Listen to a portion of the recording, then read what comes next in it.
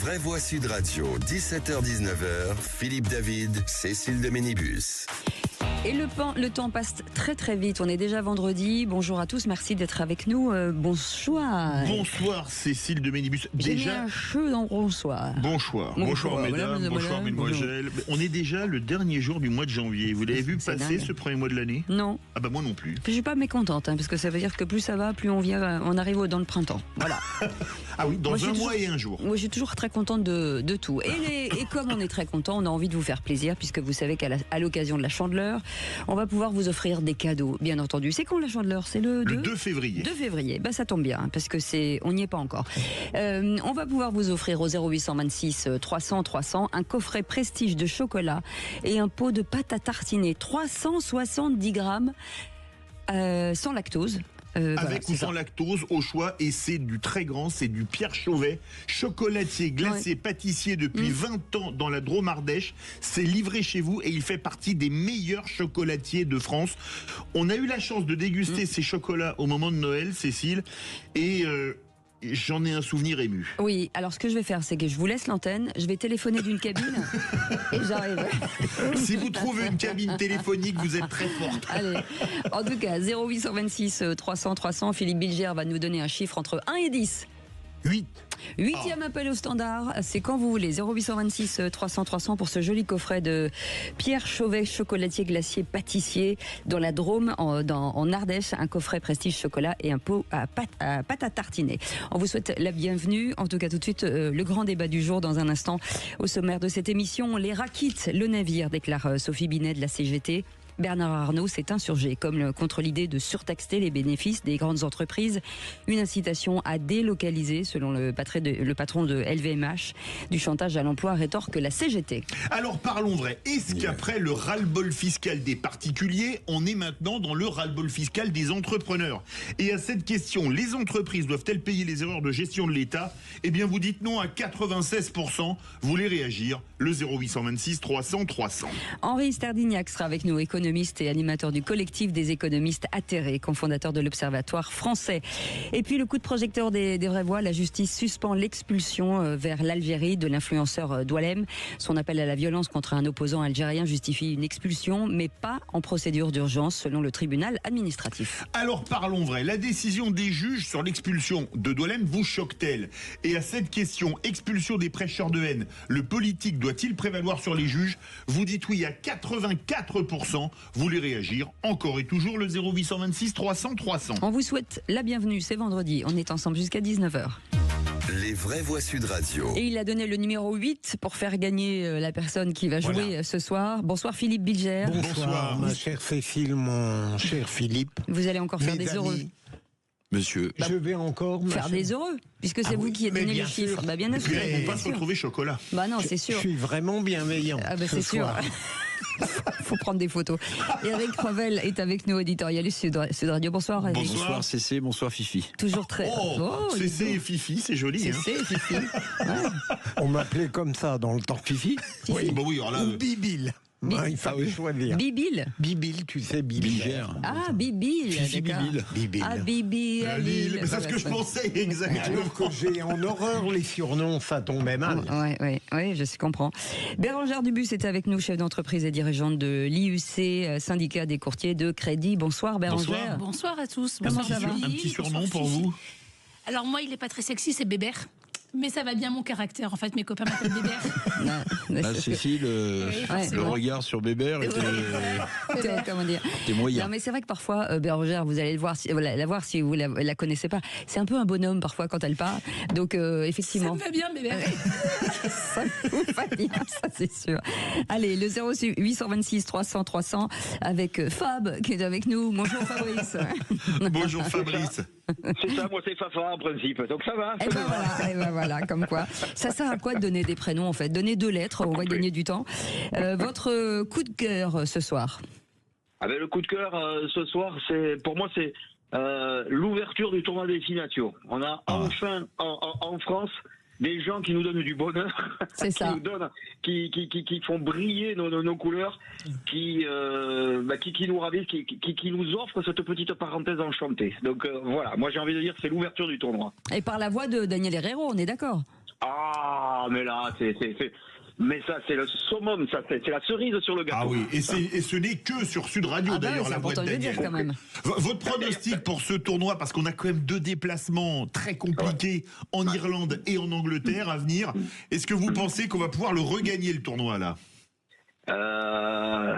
Tout est possible, On a quand même, sur le papier, on a une super équipe, mais c'est vrai que les années impaires, c'est la mauvaise année pour le Grand Chelem, parce que l'Irlande et l'Angleterre à l'extérieur.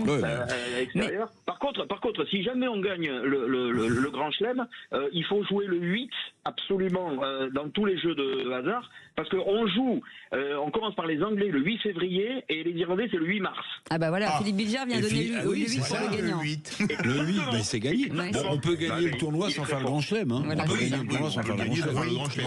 Mais vous savez, mon cher Fafa, que nous aussi, sur la feuille de match, les gens autour de la table, ça va, c'est quand ils parlent que c'est compliqué. Vous savez, c'est ça aussi le problème chez nous.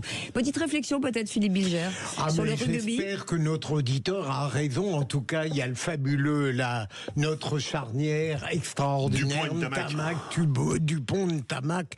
Mais enfin, ça va être dur. Les Irlandais m'impressionnent toujours. Hein. Eric? Bon, c'est le Pays de Galles ce soir. Hein. Oui. Oui. Bon, les Irlandais, oui. Alors, on a la meilleure équipe du monde. Hein. Ah ouais. Non, là vous remuez le couteau dans la plaie. On s'est fait truander du monde.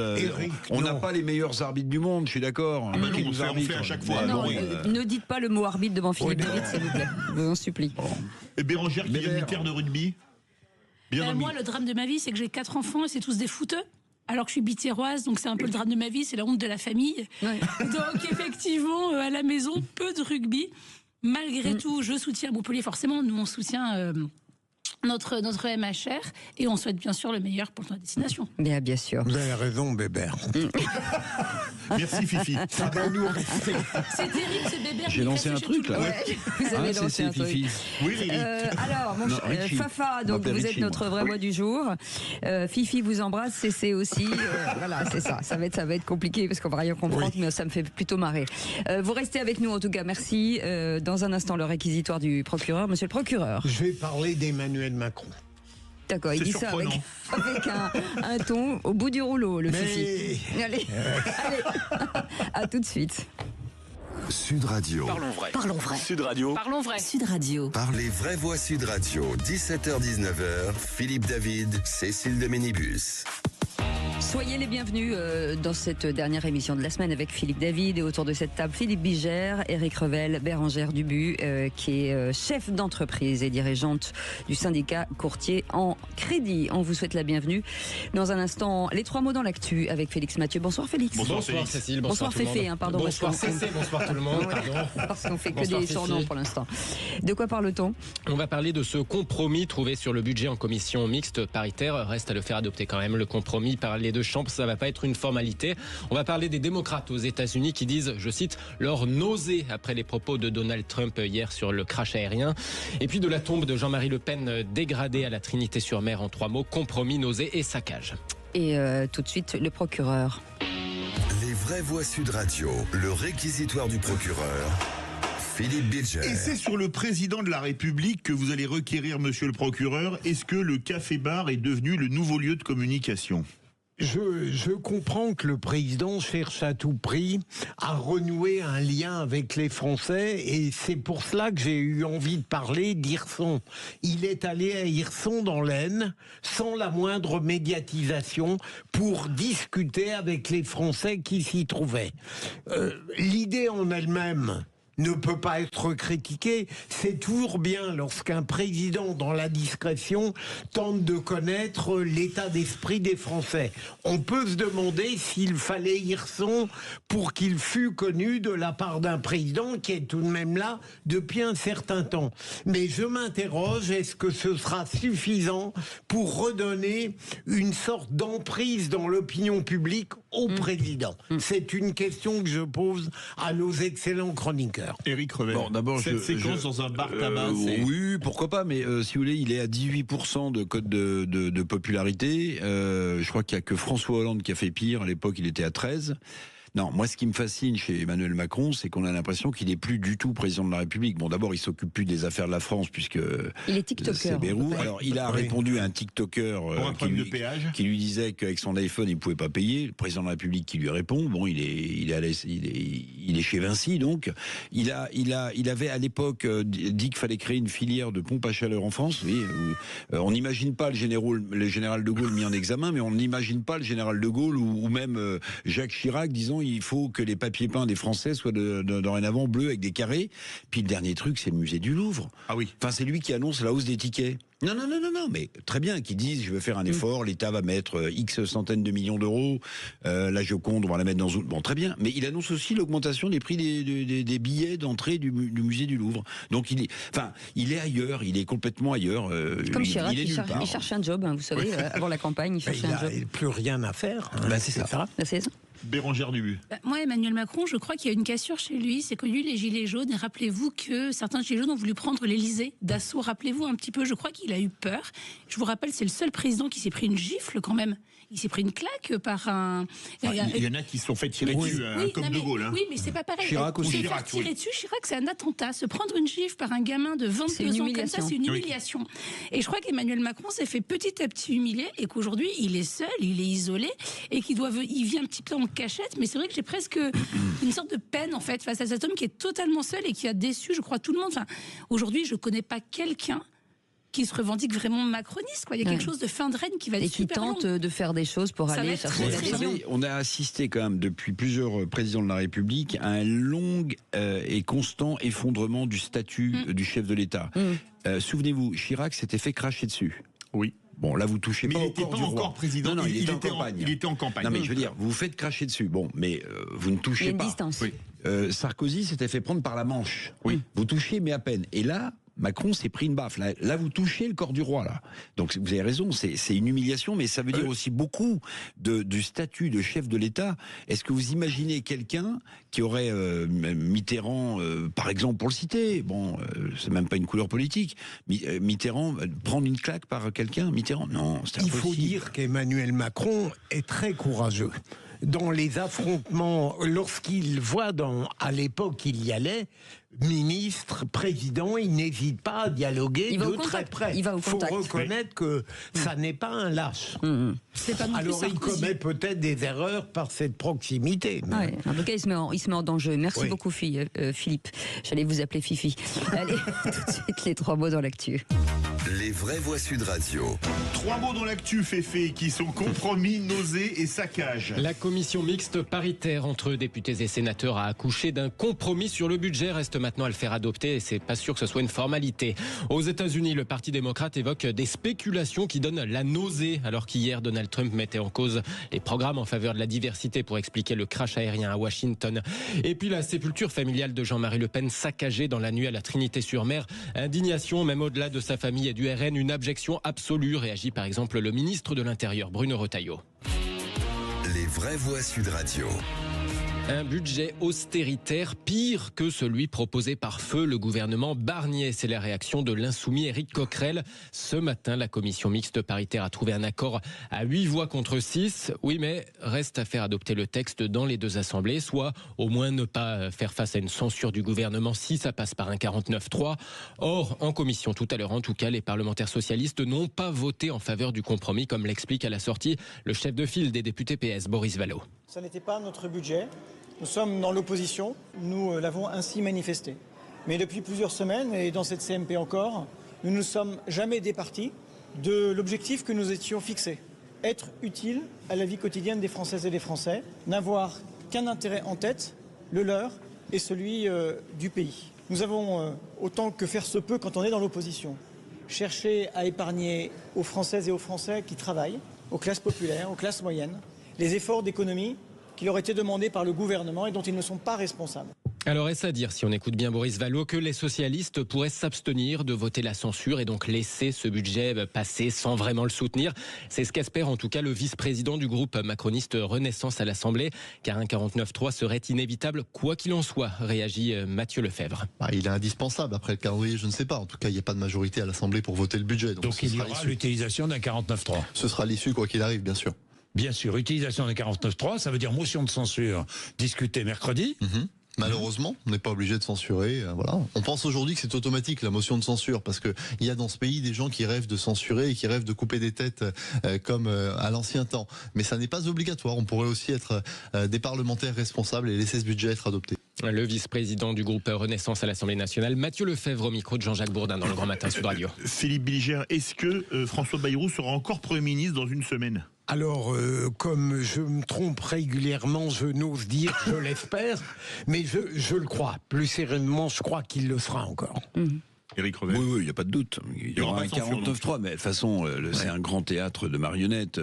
Quand vous êtes dans l'opposition, j'aime beaucoup Boris Vallaud qui prend des airs, mais en fait, l'opposition vote toujours contre le budget. C'est le moment où vous dites, je suis l'opposition et je vote contre le budget. Donc ça passera par un 49.3 derrière. Je pense que personne n'a intérêt à censurer François Bayrou pour l'instant, et surtout pas le RN, qui est toujours dans sa recherche de normalisation. Donc tout ça, c'est quand même de la grande comédie. Bon, ceci dit... J'attends de voir dans le détail le budget, les augmentations d'impôts et les réformes sur l'État qui ont été promis. On va voir. Bérangère Duhu. J'ai envie de laisser sa chance au gouvernement de François Bayrou. Je vous ai dit que j'étais très positive quand je suis venue au début du mois. Après, le problème, c'est qu'on n'a pas de ministre de l'économie. On a 2 ministres de l'écologie. On a un ministre de l'économie qui est totalement inexistant sur le sujet. Et ça me fait très peur, vu l'état du pays. Donc, très mitigé en fait, mais je ne crois pas qu'une censure nous ferait avoir un gouvernement plus efficace, du moins, et plus réaliste. Allez, le deuxième mot, nausée, terme employé par le chef de file des sénateurs démocrates aux États-Unis. Oui, réaction à ces propos de Donald Trump suite au crash aérien lié à la collision d'un avion et d'un hélicoptère militaire à Washington. Lors de sa conférence de presse, le président des États-Unis a mis en cause les programmes en faveur de la diversité mis en place par ses prédécesseurs dans les milieux professionnels, comme donc le secteur aérien. Insensé vient de réagir Chuck Schumer, chef de file des démocrates au Sénat.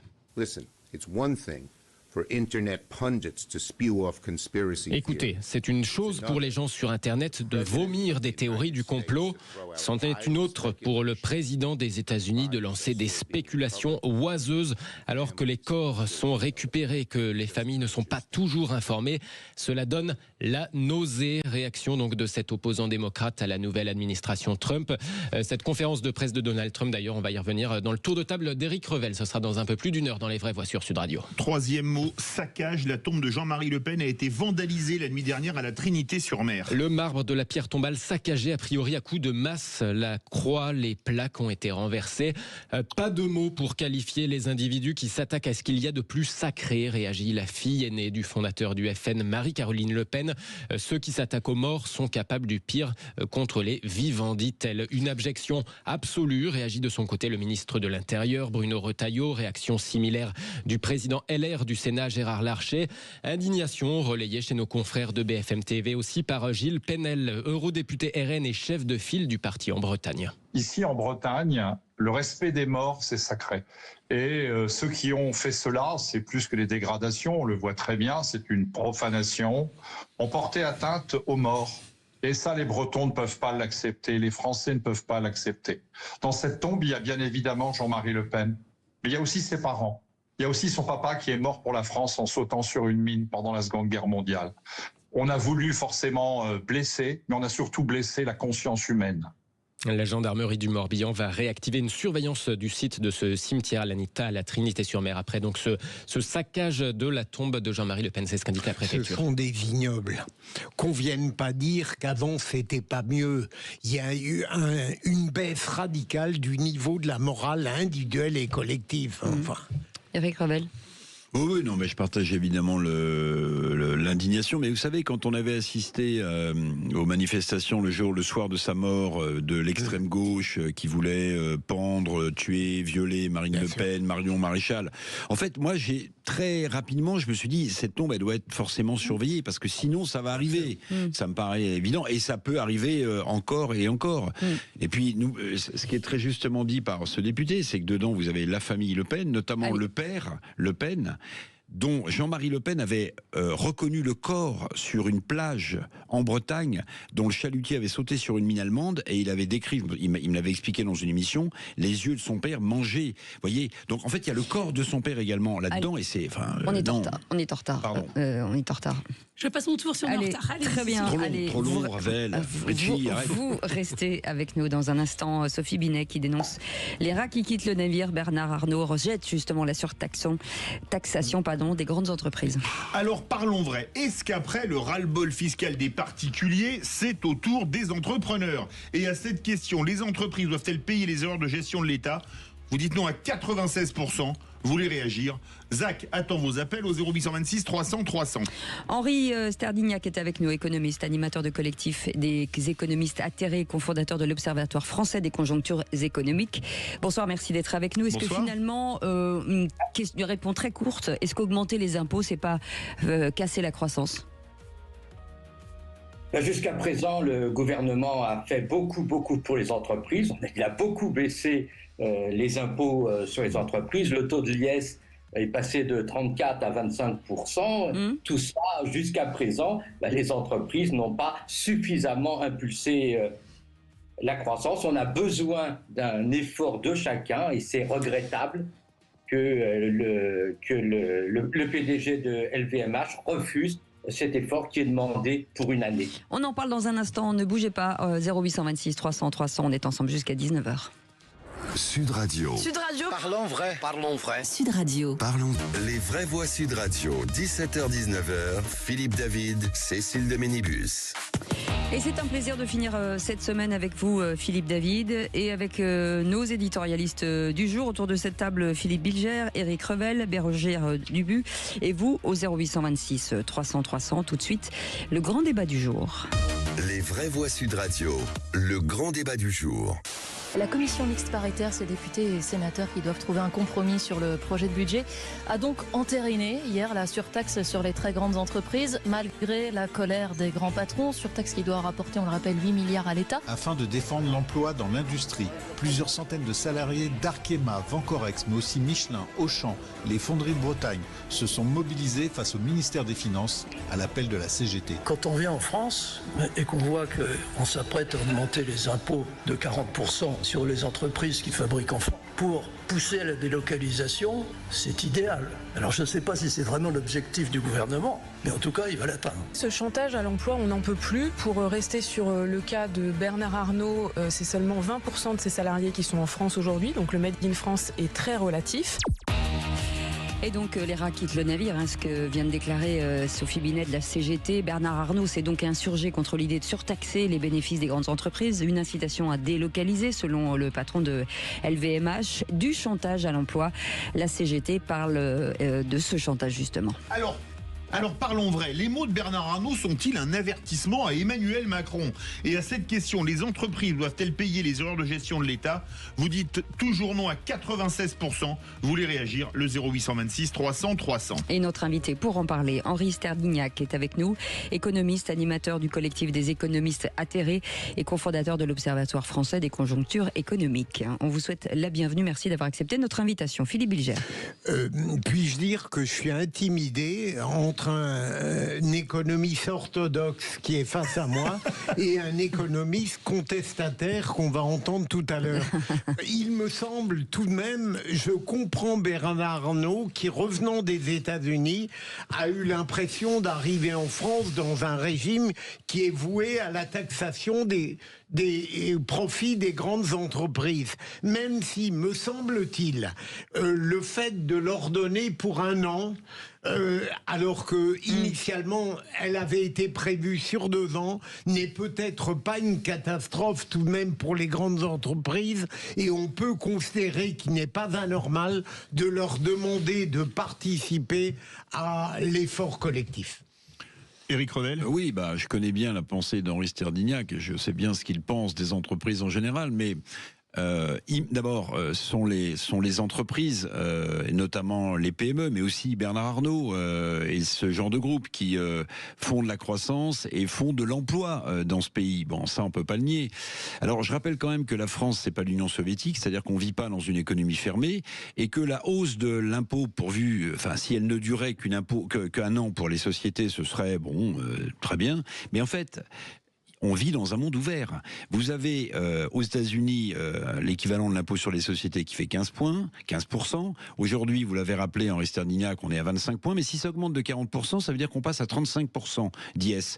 Vous savez, le Portugal, il a promis de mettre un impôt sur les sociétés à 12,5. Vous voyez, l'Espagne, l'Italie. Donc on est dans un monde ouvert. Et si on continue à jouer ce petit jeu-là, l'alarme de Bernard Arnault, mais qui n'est pas le seul. Éric Trappier, le patron de Dassault Aviation. Pouyanné, qui s'est fait reprendre par les bretelles, il était prêt à aller faire coter Total aux États-Unis, à New York, à Wall Street. Bon, en fait, voilà, on est dans une situation économique périlleuse. Alors taxer momentanément les entreprises une fois de plus, ou taxer les Français comme d'habitude sans faire de réforme de la dépense publique, pour moi c'est une aberration.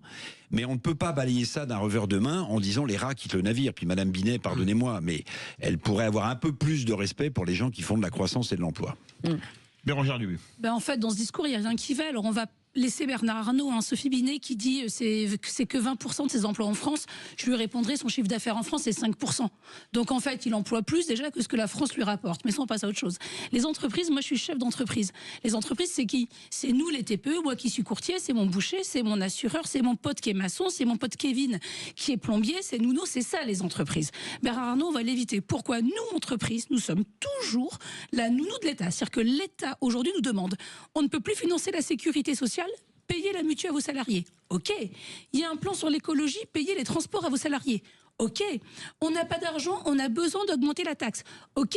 Moi, je reverse aujourd'hui 45% à titre personnel pour ne pas avoir de congé maternité, pas d'indemnité maladie, personne si je suis malade, et aucun ça. Et on en a ras-le-bol. C'est pas Bernard Arnault le problème. Aujourd'hui, la fronde de ces grands patrons, nous, petits patrons, on leur dit merci. Merci Pouyanné, merci Bernard Arnault, merci Michelin, merci à tous ces gens-là. Parce qu'ils portent notre parole, on en a marre. Et juste l'impôt sur les sociétés, 34, 20, 50, en fait, c'est très bien. C'est qu'on fait du bénéfice. L'IS, l'impôt sur les sociétés, il arrive en dernier. Nos petites entreprises aujourd'hui, c'est pas le plus important, l'IS. Nos cotisations, tout ce qu'on nous demande. Comme on dit. Voilà. Et vous voulez parler des délocalisations, je vais juste dire, moi, la meilleure délocalisation, c'est mon copain qui est d'origine portugaise qui me dit j'ai fait refaire ma carte d'identité portugaise parce qu'il hésite à repartir. C'est ma copine qui m'explique qu'elle, finalement, elle licencie ses salariés et qu'elle va se remettre à son compte. La grogne des petits patrons, je peux vous dire, qui arrêtent de licencier, qui partent, qui changent leur modèle économique, elle est encore plus importante parce que c'est nous, TPE, PME, qui sommes les premiers employeurs quand même. Henri Sterdignac, on rappelle que vous êtes économiste, animateur du collectif des économistes atterrés et cofondateur de l'Observatoire français des conjonctures économiques. Je vais citer Jacques Chirac, il y a 30 ans, pile poil, trop d'impôts tue l'impôt. Est-ce que 30 ans après, c'est pas finalement ça qui est en train de ressortir? On ne peut pas raisonner en oubliant que les gouvernements successifs de Macron ont fait énormément pour réduire les impôts sur les plus riches et sur les entreprises. Il a supprimé l'ISF, le taux de l'IS est passé de 34 à 25%, il y a le crédit impôt recherche, il y a 80 milliards d'exonération de cotisations sociales sur les bas salaires. Donc, beaucoup de choses ont été faites. Monsieur Arnault revient des États-Unis. Aux États-Unis, il y a Monsieur Musk qui se lance, Monsieur Trump, qui se lance dans une politique extrêmement dangereuse pour l'humanité et pour la société. Quand Monsieur Trump dit je renonce, je sors de l'accord de Paris, forêt. Quand Monsieur Trump dit je vais baisser l'IS sur les grandes entreprises, je mets en cause l'impôt sur le revenu, il met en cause l'humanité, faut le dire clairement, et il met aussi en cause le pacte social sur lequel sont basées nos sociétés. Donc, quand M. Arnault, grande croix de la Légion d'honneur, membre de l'Académie des sciences morales et politiques, revient des États-Unis, on peut s'attendre à un autre discours disant effectivement, la France a un problème, Macron a sans doute été trop vite dans les réductions d'impôts. Les baisses de dépenses, ça va mettre du temps. On doit faire un petit effort cette année pour réduire notre déficit public. Il est légitime que les grandes entreprises comme LVMH, qui ont des liquidités disponibles, fassent un petit effort. Et LVMH, c'est pas le petit patron qui va avoir des problèmes auprès de sa banque. LVMH peut payer les 700 millions qu'on lui demande. C'est pas un effort trop grand pour les entreprises dans la conjoncture actuelle. Philippe Bilger veut réagir. Henri Sterdignac, est-ce que vous accepteriez tout de même l'idée qu'en dehors de la contribution exceptionnelle, l'augmentation des impôts étouffe la croissance plus qu'elle ne la libère et que ça n'est pas une bonne idée économique?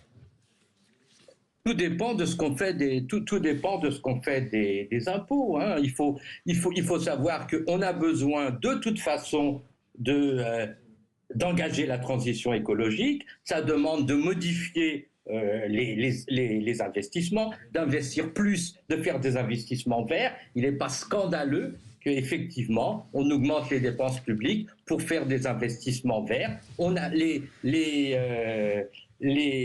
ménages ont besoin de soins de santé, ils ont besoin d'éducation. Il n'est pas scandaleux qu'effectivement, il y a des impôts, il y a des cotisations sociales. Tout ça, ça crée notre modèle social européen. Et le modèle social européen, effectivement, il est fragilisé. Il est fragilisé par la politique de Trump. Il est fragilisé parce qu'à l'intérieur de l'Union européenne, il y a des pays qui se sont lancés dans la concurrence fiscale. Le tout, c'est bien d'utiliser avec sagesse les armes dont on dispose. Et le gouvernement est décidé quand même à faire un effort sur les dépenses publiques, mais vous savez, ça prend du temps. Donc, il faut accepter. Henri Sterdignac, est-ce qu'il n'y a pas des économies à faire avant ? Est-ce que l'État, le train de vie de l'État dont on parle très souvent, est-ce qu'il n'y a pas d'abord à faire des économies ? Si vous avez des économies faciles à faire, il n'y a aucun problème. Le problème, c'est que les économies sont toujours difficiles à faire, que ça prend du temps, voilà. Et que comme on l'a vu, mais surtout, ça ne résout rien. Il faut faire des choix. Le tout, c'est on a besoin d'avoir un service de santé qui marche, ok. Il faut prendre des mesures. Ça va prendre du temps à faire, c'est tout. Si vous permettez, M. Sterdignac. Je veux juste répondre rapidement. En fait, on a parlé économie, on parle entreprise, et j'ai l'impression d'être à la messe le dimanche où vous me répondez morale. Trump, modèle social, c'est pas gentil, l'humanité, mais c'est pas le sujet.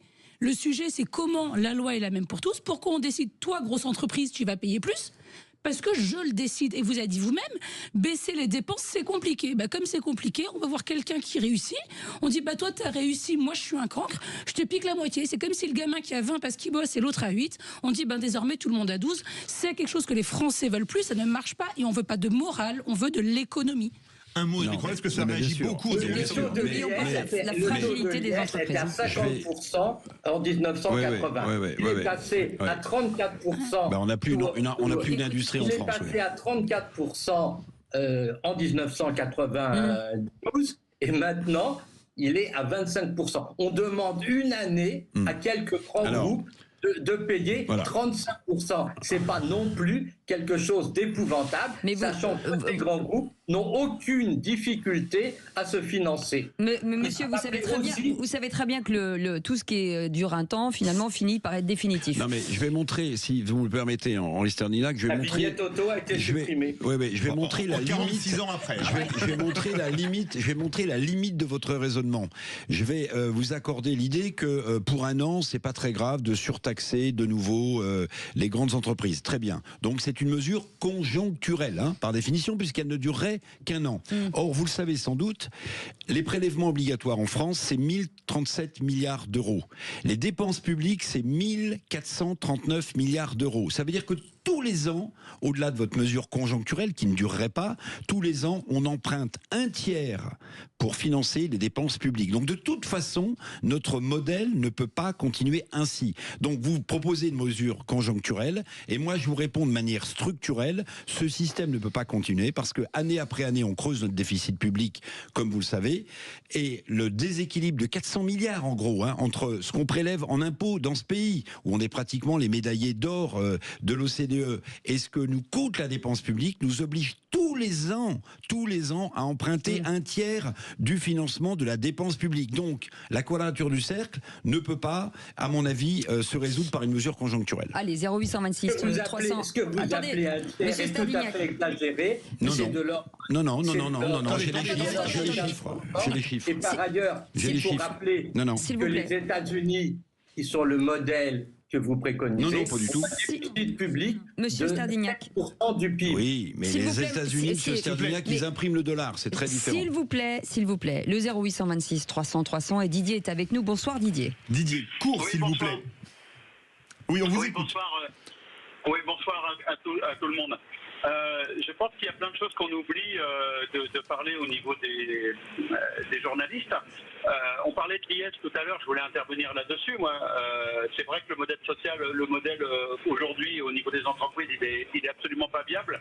La seule et une des bonnes raisons pour laquelle ce n'est pas viable, c'est que toutes les industries, on n'en a plus, tout part à l'étranger.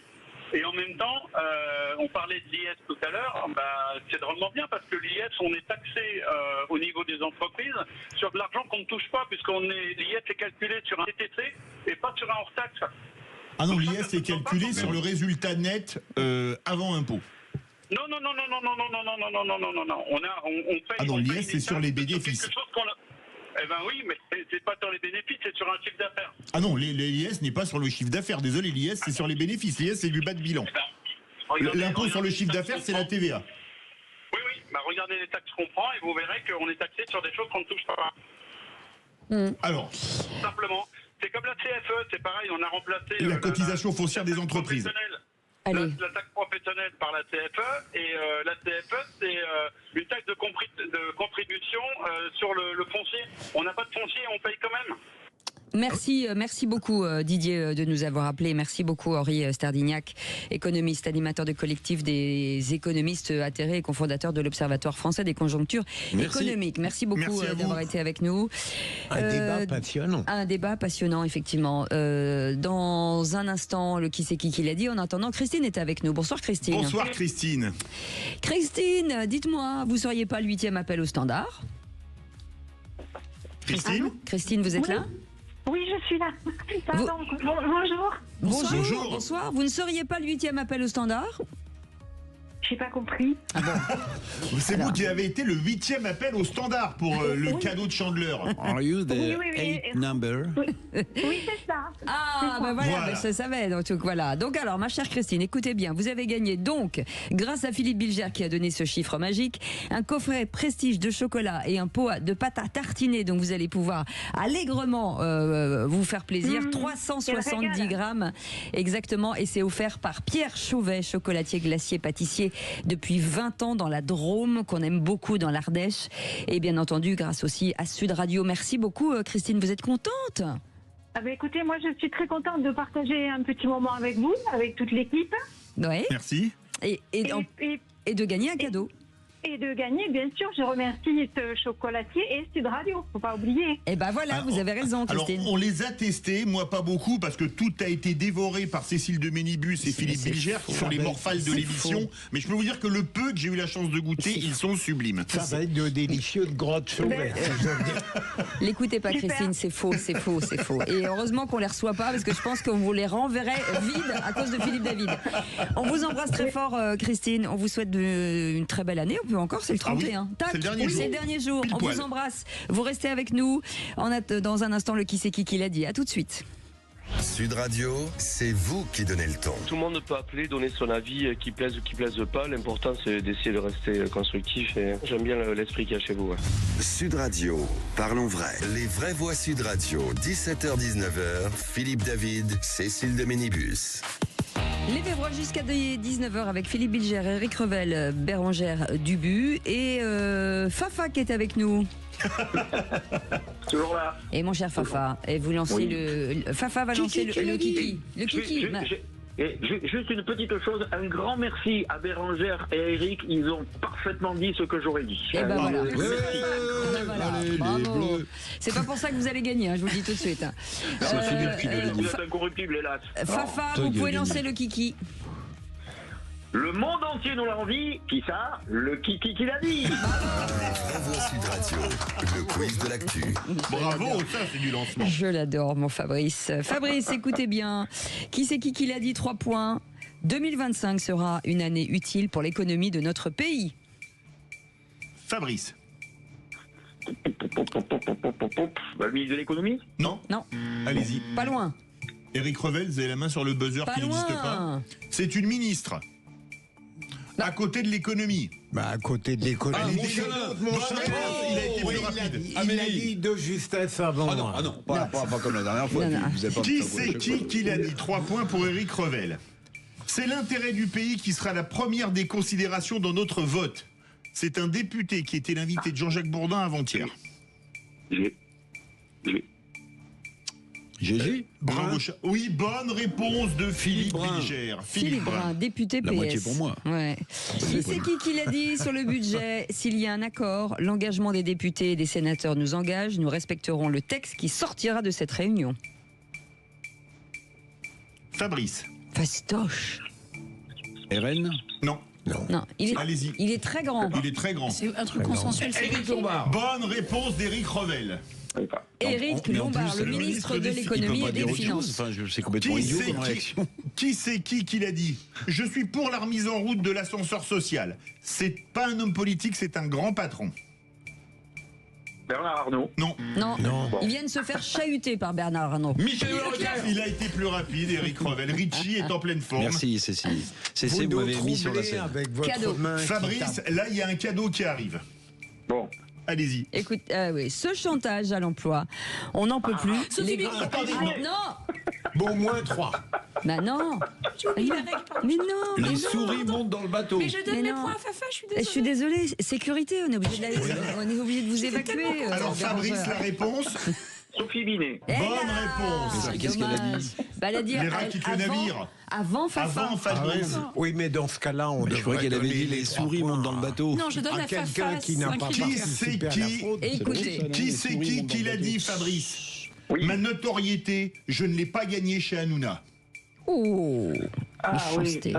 Fabrice. Non, trop tard. Karine Le Marchand. Non. Boyard. Non. C'est un écologiste. C'est un candidat à la présidentielle. Écologiste. Jadot. Qu'est-ce qu'elle vous avait dit? Jadot. Elle l'a dit. Jadot, en même temps que vous. Mais moi, je l'ai dit. Alors, je me suis déjà fait escroquer. Mais un point chacun. Je l'ai dit avant, mais comme j'ai fait une bêtise, je donne aussi mon point, je suis puni. Non. Là, c'est non, c'est Madame Dubu, c'est pas possible. Ah oui. C'est pas possible. Qui c'est qui l'a dit sur le sentiment de submersion migratoire de Bayrou? François Bayrou a eu le courage de nommer ce que ressentent beaucoup de Français. Marine Le Pen? Non. C'est Maud Bréjon, je crois. Bonne réponse de Bérangère Dubu. Alors c'est pas mode, hein, c'est Maud. Fifi. Qui c'est qui l'a dit? Qui c'est qui l'a dit, Fabrice? Les socialistes ne pensent qu'à leurs pommes et leurs chéquiers. Allez, je sais pas, Darmanin. Non. C'est un député. Il est pas grand. Petit. Tanguy. Bonne réponse. Oh là là. Quelle embellie. Mais qu'est-ce qui se passe? Je vous regarde, j'ai toutes les réponses en vous regardant. Ce sont des questions. Comme je dis un mot, c'est dingue. Écoutez, le vainqueur est Eric Revel. Bravo. C'est la première fois. Bravo, Eric Revel. Un contrôle antidopage vous attend. 4 points pour Philippe Bilger et Bérangère Dubu et 3 points pour Fafa de Laurent Sainte-Marie. Je suis pas Fanny. Non, vous n'êtes pas Fanny. En tout cas, vous êtes Fafa, vous n'êtes pas Fanny. Mon cher Fabrice, il fait beau à Oloron Sainte-Marie? Il a fait beau cet après-midi, là ça couvre. Très bien, très bien. Donc on arrive pour le week-end dans une demi-heure. D'accord. Ok. On est rapide. Hein. On sera 7. J'ai une boîte de chocolat. Avec une bonne garbure. Non. Allez, une bonne garbure, là je signe. Bonne garbure. Allez, on vous embrasse, Fabrice. Merci en tout cas d'avoir été avec nous. Allez, dans un instant, le journal, le bulletin météo, puisque c'est important. En plus, avec des bonnes nouvelles de Rémi André. Et puis, il y aura des bonnes nouvelles du côté de Philippe David. Ça va pas être un coup de gueule exceptionnellement, ça va être un coup de cœur pour deux immenses championnes. Ah, très bien. Oui. Eh bien, vous ne bougez pas. Ah, vous ne saurez pas, Philippe, c'est la surprise. Non, vous ne saurez pas. Allez, c'est dans un instant. Soyez les bienvenus. On est ensemble jusqu'à 19h. Sud Radio. Sud Radio. Parlons vrai. Parlons vrai. Sud Radio. Les vraies voix Sud Radio, 17h-19h, Philippe David, Cécile de Ménibus. Et qui nous a fait l'honneur de finir cette semaine avec nous, Philippe David, pour les vraies voix? Philippe Bilger. Absolument. Voilà. Mais il avait commencé lundi. Ouais. Éric Revel. Absolument. Et Bérangère Dubu. Et ben voilà, on n'est pas heureux, franchement. Une biterroise, un retais. Et un peur. Qu'est-ce que. Non, mais elle est de Béziers. Oui. Oui. Biterroise. Oui. Oui, non, il y a un jeu de mots pourri, là, je sens que ça. Mais c'est pas de moi, hein. Non, Un rété. Et vous êtes alsacien, on va dire ça on comme ça. peut dire parisien aussi. Oui. Vous voulez me dégrader un Mais peu? pas du tout, j'adore l'Alsace. Bah ouais, l'Alsace. Oui. Et moi j'adore le numéro de téléphone de Sud Radio 0826 300 300 puisqu'il nous permet d'écouter des messages de nos auditeurs. Écoutez. Non, on l'a en ligne. Ah bah oui, mais justement, je veux l'écouter. Bonjour, bienvenue dans la mauvaise foi de Madame de Ménibus. Bonsoir Richard. Bonsoir Richard, un Toulousain. Bonjour à vous. Je vous sers en forme. Non, visiblement pas. Cher Richard, merci de nous appeler de Toulouse. Un coup de gueule sur l'accident à Châteaudun. Et voulez-vous développer les contrôles aux stupéfiants, mais pas seulement pour les chauffeurs de transport scolaire? Ouais, en fait, j'ai entendu sur une chaîne télé que je crois que c'était hier ou avant-hier qu'il fallait mettre des contrôles systématiques pour les chauffeurs de bus. C'est-à-dire, ça peut être des contrôles carrément sur les cheveux pour voir s'ils prennent jamais quelque chose. Et je trouve qu'on va très vite en besogne. On n'a pas encore le niveau de contamination en cannabis du chauffeur. Alors si c'est positif au niveau, c'est positif au niveau de la salive et au niveau du sang. Hein. Oui, il est positif au niveau du sang, mais il faut savoir que le seuil c'est 1 nanogramme, c'est pas 0,5, et donc il est positif et annoncé au-dessus de 0,5, et je pense que ça c'est très important. C'est-à-dire on est en train de confondre quelqu'un. La lutte qu'on veut avoir contre les drogues et qu'on n'arrive pas à gérer. Et je pense qu'il faudrait pas qu'on fasse un amalgame et qu'on fasse tomber sur ce chauffeur sans qu'il y ait les choses qui aient été vues par la justice, évaluées correctement, pour voir s'il y avait une lien de causalité entre le taux de THC qu'il avait dans le sang et l'accident. Mais Richard, dans l'absolu, c'est interdit de se droguer en fait. Donc la question se pose pas comme c'est interdit, c'est interdit. Qu'il y ait 1 milligramme ou un machin, c'est interdit. J'ai du mal à comprendre. Ouais, mais je pense que là, c'est là qu'il y a amalgame. Je pense qu'aujourd'hui, quand vous avez par exemple un policier qui porte une arme, est-ce que lui il est dépisté systématiquement? Non, c'est au loisir. C'est laissé à discrétion de sa hiérarchie. Alors croyez bien qu'il ne va pas y avoir beaucoup de contrôle.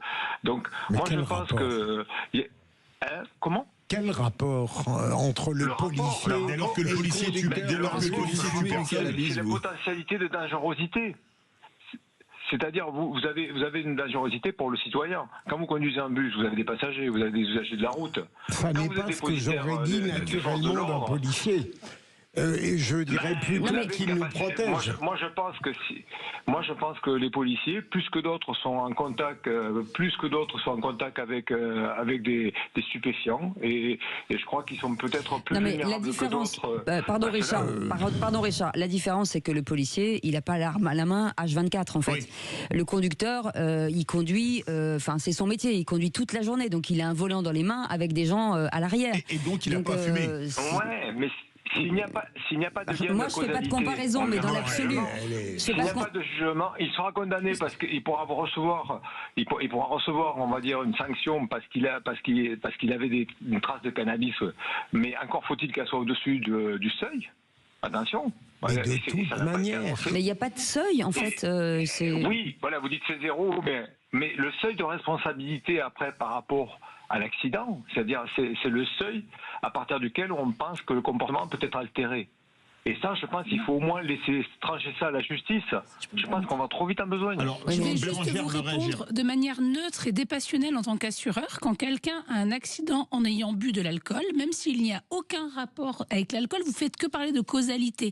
Quelqu'un me rentre dedans, je suis positif, je suis responsable. Donc quand vous dites qu'il faut prouver la causalité, c'est pas du tout vrai.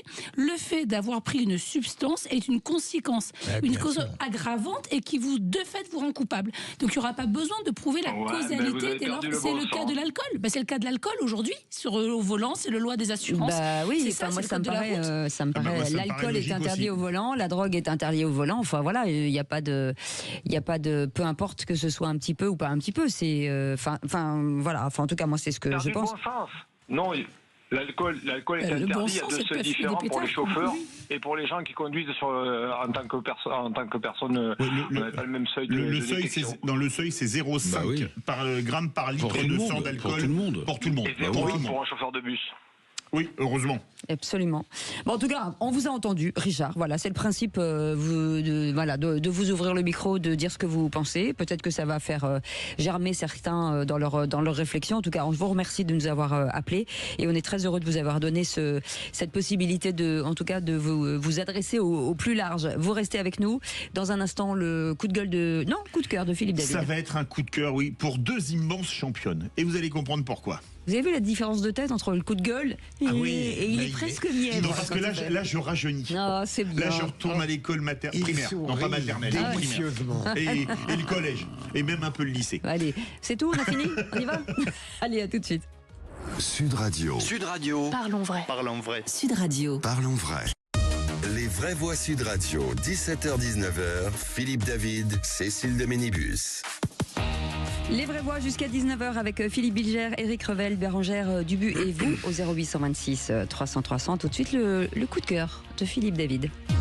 Les vraies voix Sud Radio. Contrairement à d'habitude, je ne vais pas remettre le clocher au milieu du village, mais apporter des balles neuves sur le cours central. Pourquoi ce revirement ce dernier jour de janvier ?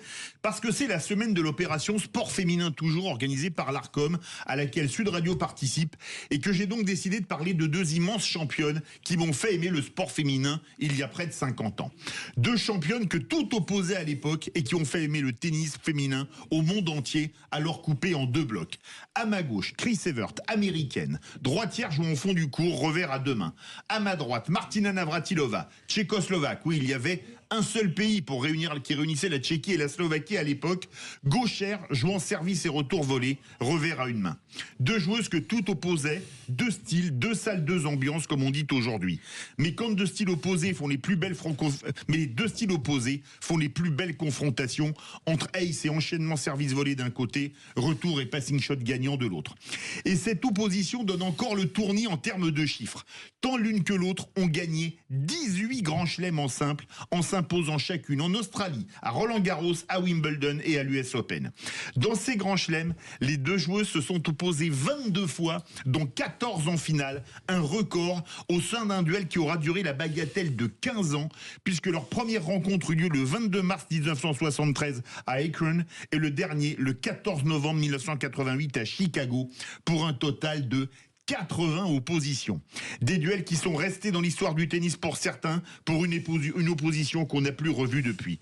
Et je dois avouer que le drame que j'ai vécu en regardant leur duel est que j'aimais les deux joueuses, bien que préférant le jeu d'attaque de Navratilova, et que quelle que soit la gagnance, j'avais du bonheur pour une et de la peine pour l'autre.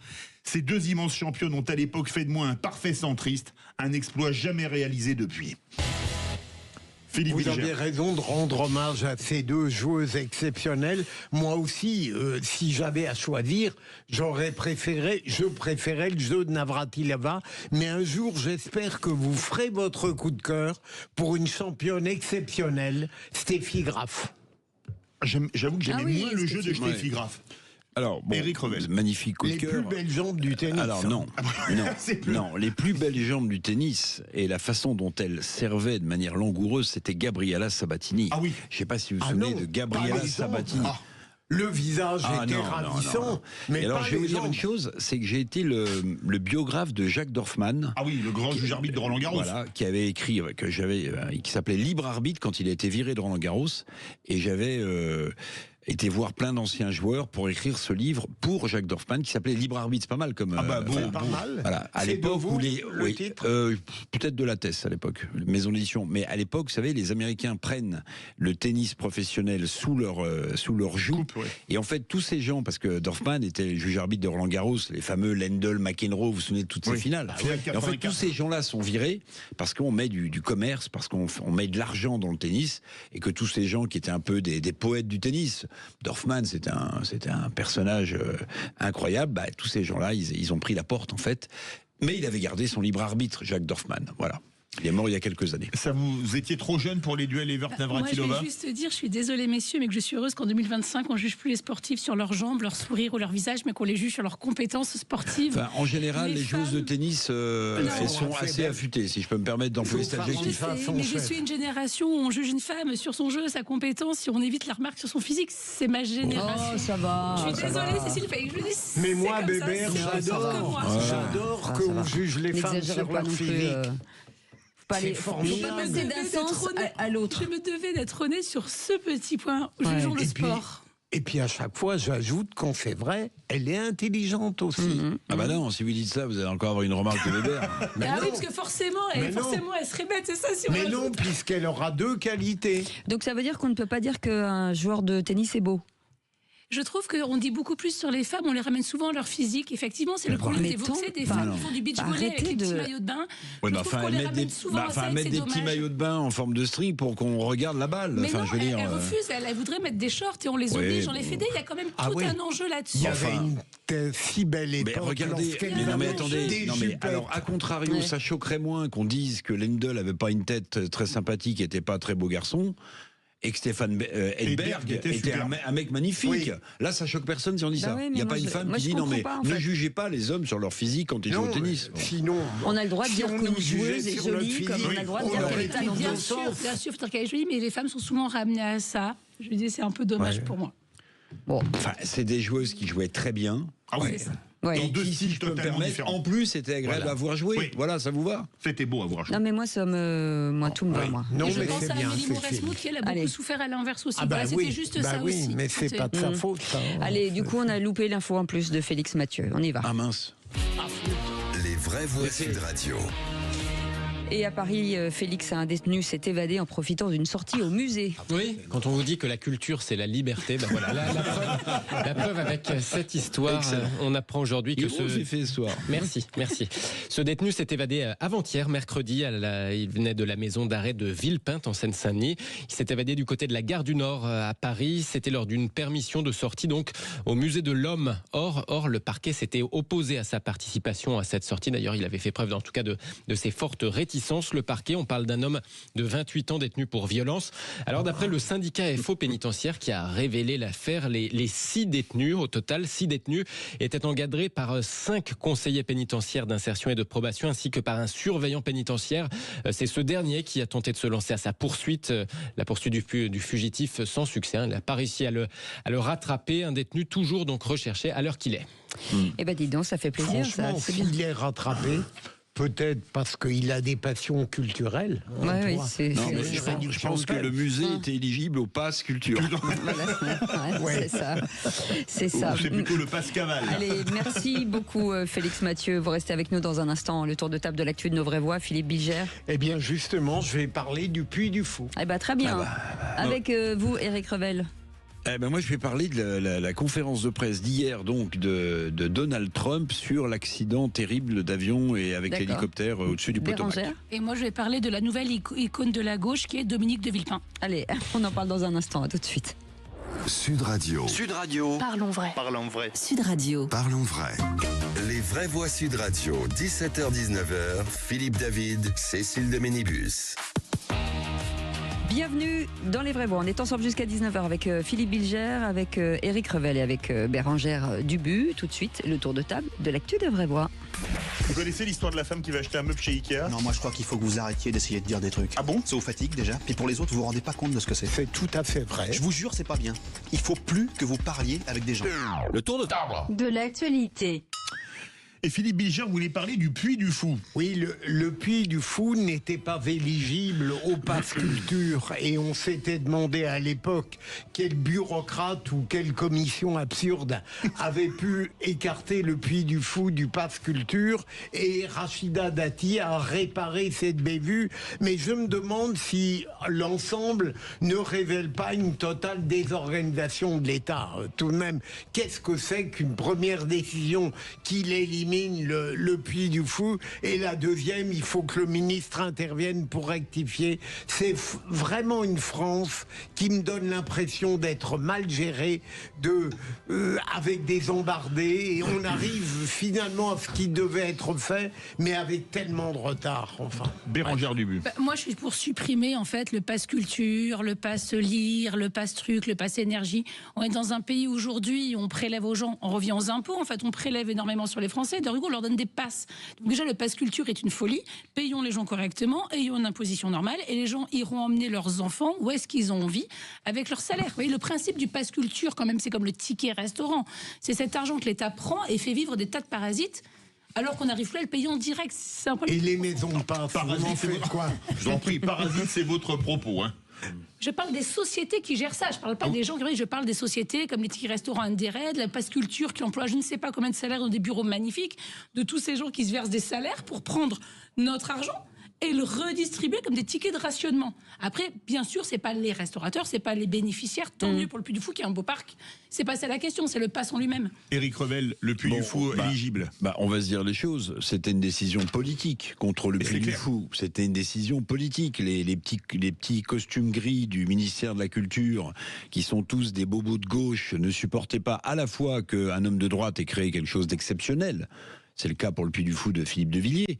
Puis deuxièmement, en général, on n'aime pas le succès. Là, c'est pas un succès, c'est un triomphe. Parce que je rappelle que le Puy du Fou, plusieurs années de suite, a eu l'award du meilleur parc au monde. Il l'a eu 2 fois. Bon, on devrait quand même applaudir. Non, on siffle et on cache. Mais comme c'est politique aussi, j'oublie pas que Rachida Dati est candidate à la mairie de Paris, et que cette décision, qui est aussi une décision politique, de reconnaître que le Puy du Fou est éligible au pass culture, peut l'aider le moment venu pour solidifier la droite, tout ça, voilà. Enfin, on n'est pas dupes, quoi.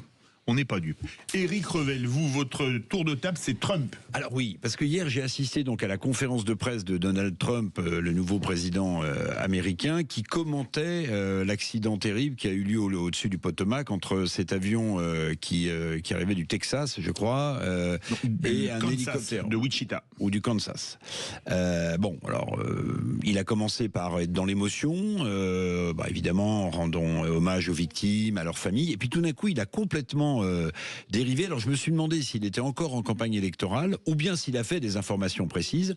Bref, il a rendu responsable avec des mots qui étaient traduits. Donc je vais les employer tels que la traduction me les a donnés. Hein. Oui. Bon. Donc en gros, il disait, mais c'est pas étonnant parce que Biden et Obama avant lui ont ouvert les vannes de la diversité, et donc il supposait en nommant que le contrôle aérien de l'aéroport Ronald Kennedy, Ronald Reagan, où s'était passé l'accident, en fait, il y avait sans doute des gens de la diversité. Donc il a dit, il doit y avoir des gens épileptiques, il doit y avoir des malades mentaux, il doit y avoir des nains, il a employé le mot nanisme. Donc si vous voulez, il a incriminé la diversité pour expliquer cet accident. Alors deux choses l'une, ou bien le président des États-Unis, ce qui est possible, a des données très précises sur les gens qui contrôlaient la tour de contrôle l'approche de Ronald Reagan, ou alors il est en campagne électorale, il essaie de monter les écrans de fumée pour finalement qu'on oublie que toutes les promesses qu'il a faites à son électorat, il les tiendra pas. Peut-être les deux à la fois, mais si vous voulez, à un moment donné, j'étais partagé entre la consternation et l'éclat de rire, parce qu'à un moment donné, j'ai imaginé avec donnait comme illustration, qu'il y avait un personnage de petite taille, transgenre, noir, qui à cause de la courtesse de ses bras n'arrivait pas à prévenir. Vous voyez, j'en étais là, quoi. Enfin, c'était du Trump dans le texte. C'était du Trump dans le texte, mais c'était consternant. On a appris que dans la tour de contrôle, il n'y avait pas assez d'employés. Alors ça, c'est autre chose. Ça, c'est autre chose. Ça, c'est autre chose. Enfin, on entend quand même le type parler en disant est-ce que vous voyez l'avion, est-ce que vous voyez l'avion. Donc ils ont fait leur job. Enfin, vous avez aussi sur l'écran le CA rouge qui s'allume, qui veut dire collision, action ou je sais pas quoi. Enfin, si c'est visible pour le contrôle aérien, comment se fait-il que, enfin, je sais pas, que personne ne donne l'alarme. Alors après, il y a plein d'interprétations de la vidéo. Vous avez vu, hein. Est-ce que l'hélicoptère va vers l'avion? Pourquoi est-ce que l'hélicoptère ne se détourne pas? Bon, l'enquête le dira. Mais de là à expliquer qu'il y aura un transgenre noir nain qui n'aurait pas appuyé sur le bouton. Enfin, Trump, il a peur de rien, c'est à ça qu'on le reconnaît. Non, c'est sûr que l'explication. Il y a quelques semaines, j'avais dit que Trump faisait dans la normalité pour son second mandat. Je suis démenti. Vous voulez réagir? Juste, moi je vais dire que c'est bien parce qu'on parle de l'inclusion et que justement ce que dit Trump c'est abject mais c'est surtout stupide. Parce qu'on manque en France, si on voyage dans le monde, il y a plein de pays où des gens en situation de handicap travaillent. L'aéroport du Mexique, moi quand je suis allée à Mexico, c'est des personnes sur handicap qui vous font passer les barrières de sécurité, etc. Qu'on voit peu ça en France, que je mange tout le temps au café joyeux et je le dis. C'est très bien le café joyeux. Coucou Julia, si elle m'entend à Montpellier, et que ça me rend moins bête. Je vous assure que s'il y a quelque chose qui me rend moins stupide au quotidien, qui me fait moins juger, qui me fait truc, c'est l'inclusion. C'est la meilleure chose pour nos entreprises, donc tant mieux que tant mieux. L'inclusion, c'est une très bonne chose, mais là on parle, là Trump parle de wokisme. Si vous voulez, quand vous rendez compte qu'aujourd'hui de très grandes sociétés américaines font marche arrière totalement sur l'inclusion des minorités, parce qu'en fait, comme ils devaient respecter des quotas de non-binaires, de transgenres, etc. En fait, ils oubliaient les critères de performance et ils embauchaient des gens non pas parce qu'ils pouvaient faire de la croissance ou de la valeur ajoutée pour l'entreprise, mais simplement parce qu'il fallait remplir des quotas. Ça, c'est une folie, tout à fait. Et ben voilà. Donc on ne parle pas de la même chose. Moi, je parle pas de la question. Non, mais parce que c'est parce que Trump a parlé de nanisme. Donc c'est pour ça que moi je c'est Trump qui a parlé de nanisme. Il était carrément en roue libre. C'est même pas de handicap d'ailleurs. C'est une. Je pense. Je sais même pas s'il y a un texte quand il fait cette déclaration. Je l'ai vu, mais je me souviens plus. Ça va réagir, c'est sûr. Et votre tour de table, Bérangère Dubus, c'est sur Dominique de Villepin. Moi, j'ai envie de parler de Dominique de Villepin, qui est la nouvelle icône de l'extrême gauche. Et je trouve ça fantastique, en fait. Alors, désolé, Cécile, je vais encore taper sur quelqu'un qui a une particule. Alors, j'ai rien contre les aristos. Je m'étais fait Villeroy de Gallo. Là, je me fais Dominique de Villepin. Mais Dominique de Villepin, vous l'avez vu quand même, est la nouvelle icône de l'extrême gauche. Il y a un groupe sur Twitter qui a été créé qui s'appelle Avec de Villepin. Alors déjà, on dit avec Villepin, on met pas la particule, qu'on donne le nom. Voilà, faut absolument. Voilà, il va falloir un peu que ces supports apprennent quelques bases. Il y a Lucie Castex qui a dit qu'elle lui avait proposé, dans son gouvernement fictif qui n'existera jamais, le poste de ministre des Affaires étrangères. Et donc aujourd'hui, la gauche n'arrête pas d'écrire partout Dominique de Villepin serait extraordinaire. Donc je me suis demandé comment un aristo jamais élu, la mèche flamboyante, qui en 2006 a mis quand même tous les étudiants dans la rue avec le contrat première embauche. J'étais celui qui a fait la dissolution catastrophique de Chirac. Dominique de Villepin, famille bourgeoise, tout ce que vous voulez, qui est tout ce que l'extrême gauche en fait insulte en permanence. Comment ça se fait qu'il est devenu cette icône? On se rappelle tous de Villepin contre Sarkozy. C'était Nelly Olson pour les plus vieux contre Laura Ingalls. C'était le Sarkozy, la riviste, Villepin, voilà, sa mèche, sa photo dans Voici, torse nu qui court.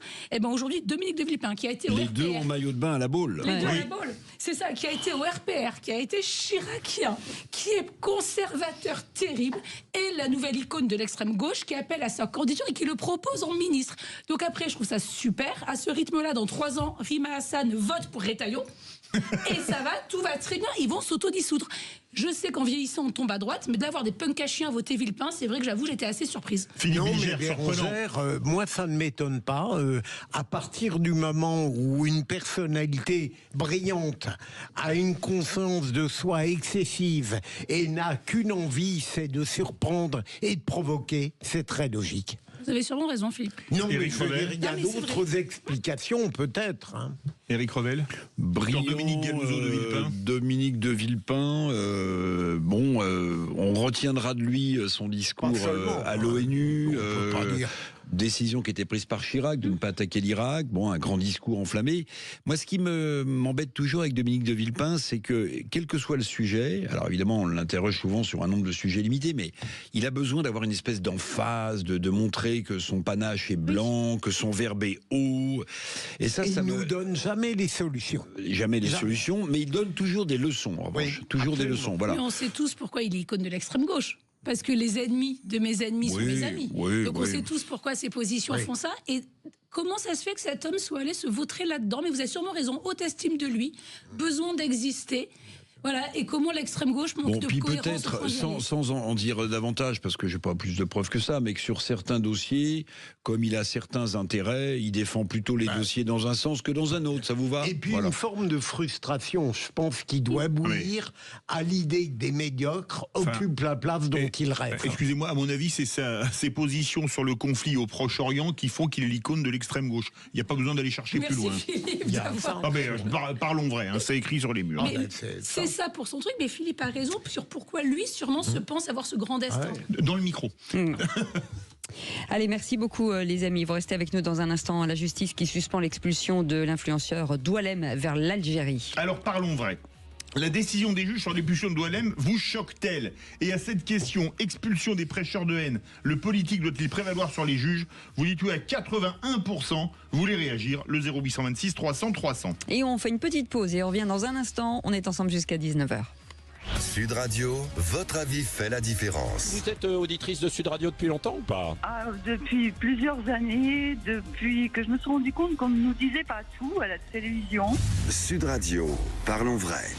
Les vraies voix Sud Radio, 17h-19h, Philippe David, Cécile de Ménibus.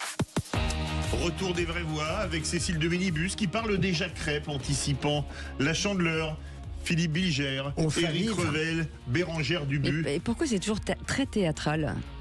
Je sais pas. Voilà. Mesdames et messieurs, toujours très théâtral. Et en plus, c'est stigmatisant. Pourquoi est-ce qu'il y a que les femmes qui feraient des crêpes? Merci. Exactement. Voilà. Si vous voulez sors de ce corps, Bérangère. Il n'y a pas de problème. Du pudding. Comment vous dites? Du pudding comme ça? Du pudding. On ramassait des morceaux de pain un peu.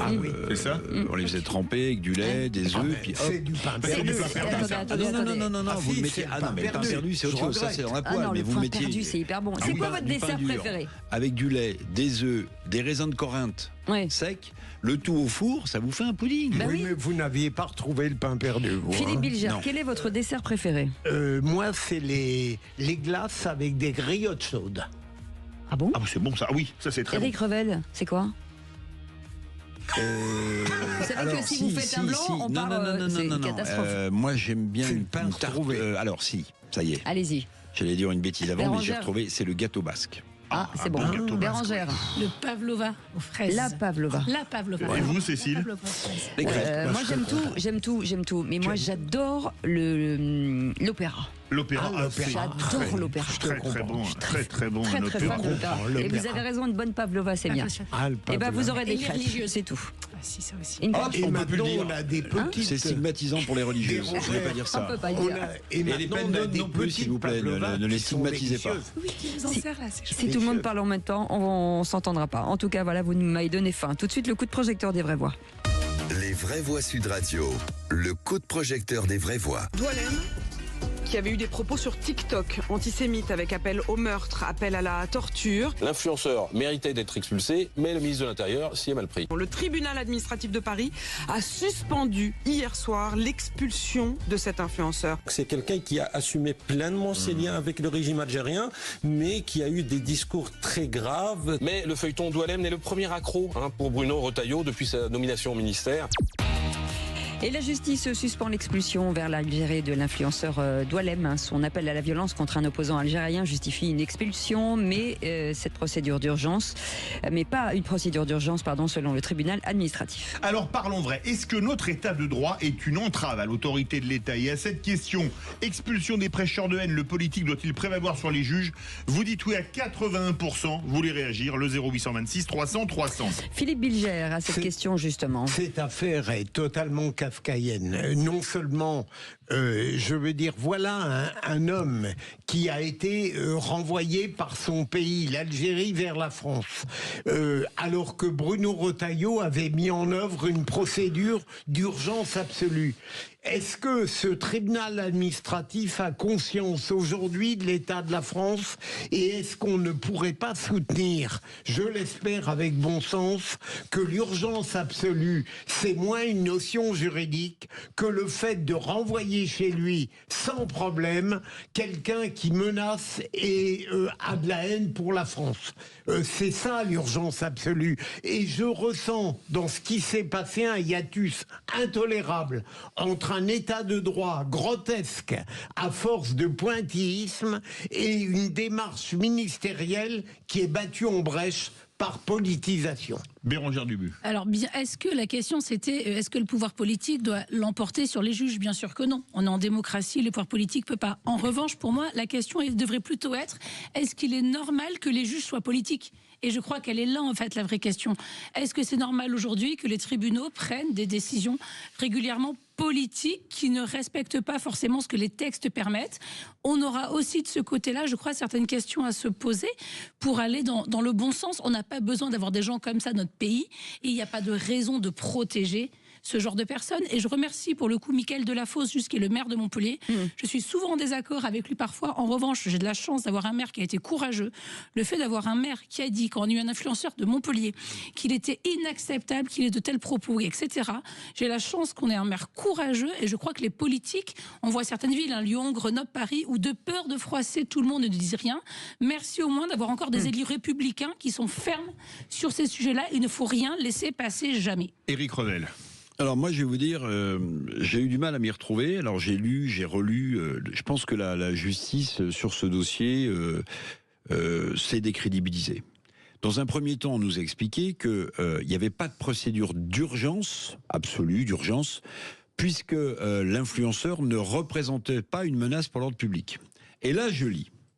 Saisi par l'influenceur algérien, le juge des référés du tribunal administratif de Paris estime que le retrait de son titre de séjour est justifié car les faits qui lui sont reprochés représentent une menace grave à l'ordre public. Alors attendez, on se fout de nous. Bien sûr. Si, alors, on légitime le fait qu'on n'aurait pas dû l'expulser parce qu'il n'y a pas d'urgence absolue, puisqu'il ne présenterait pas une menace pour l'ordre public. Et là, je lis que le tribunal administratif, le juge des référés, estime qu'il faut lui retirer son titre de séjour parce qu'il représente une menace grave à l'ordre public. Mais où on se fout de nous, où la justice est à géométrie idéologique variable. Mais il y a un problème énorme. Enfin, en fait, peut-être que Philippe Bilger peut nous éclairer, mais moi, je ne comprends pas comment on peut utiliser un argument pour expliquer que Retailleau s'est pris la porte dans le mur et après réutiliser cet argument pour dire qu'on lui retire son titre de séjour. Enfin, l'explication, je ne l'ai pas. C'est trop compliqué pour moi. Hein. Je vous avoue que c'est trop compliqué pour moi. C'est l'urgence absolue et qui impliquait une procédure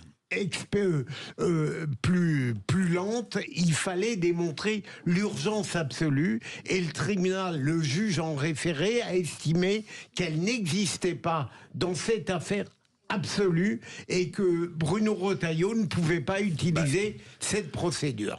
Alors, je comprends encore moins, ou alors ce que j'ai lu est faux, mais, mais saisi par l'influenceur algérien, le juge des référés du tribunal administratif de Paris estime que le retrait de son titre de séjour est justifié, car les faits qui lui sont reprochés représentent une menace grave à l'ordre public. Mais c'est pas parce qu'on n'a pas de titre de séjour qu'on est expulsé en France. Mais puisqu'il représente une menace grave à l'ordre public, dans ces cas-là, il pouvait être expulsé en urgence, puisque l'une des raisons pour lesquelles... Urgence absolue. Alors, oui, mais là on joue sur les mots, si vous voulez. Urgence absolue. Alors c'est quoi? Mais pardonnez-moi, quelqu'un qui menace de meurtre, de viol, moi je pense qu'il peut représenter dès le début une menace à l'ordre public, parce que même pour lui, il se balade dans la rue, on sait que c'est lui qui a tenu ses propos. Qu'est-ce qui va lui arriver? Au sens commun, c'est une urgence absolue. La justice, bref. Eh ben, ce sera le mot de la fin à la justice. Voilà, ce sera le mot de la fin. Je suis désolée, ça finit comme ça. C'est pas une très belle fin, mais en tout cas, on est obligé de vous couper. Merci beaucoup Philippe Bilger, merci beaucoup Éric Revel, merci beaucoup Bérengère Dubu et bon retour. Merci Philippe. Chez vous, merci attention, Cécile. Faites attention. Et on accueille notre Alexandre Priam. Bonsoir Alexandre. Bonsoir Alexandre. Bonsoir les vrais voix. C'est le retour du tournoi des 6 nations, Cécile. Absolument, et la France France va jouer ce soir contre le Pays de Galles. C'est le top départ effectivement du tournoi Destination 2025. L'équipe de France qui reçoit ce soir le Pays de Galles. L'avant-match, il commence dans quelques instants sur Sud Radio avec une soirée exceptionnelle. Philippe Spanghero, Julien Thomas, Daniel Herrero, François Trio seront là. Aussi Clément Combe autour de ce Stade de France pour donc ce premier grand temps fort de ce tournoi Destination 2025 avec un objectif commun. Je pense qu'on est tous d'accord. Aller chercher le titre et le Grand Chelem à maintenant 3 ans de la Coupe du Monde 2027. Bravo Alexandre Priam, l'impératif pour France-Galles, c'est résiste. Ouais. Ah ouais. Qu'est-ce qu'il dit? J'ai dit l'impératif pour France-Galles, c'est résiste. Dis que tu existes. D'accord, ok. Allez. Vous n'aviez pas. Oui. Vous êtes au courant que ça s'appelle un Va jouer du piano debout et laisse le rugby au pro. Attendez votre approbation. Allez les garçons, on vous embrasse. Merci beaucoup. Bon rugby à tous et on vous retrouve lundi à partir de 17h pour les vraies voix. Passez un excellent week-end. Salut. Merci Marie.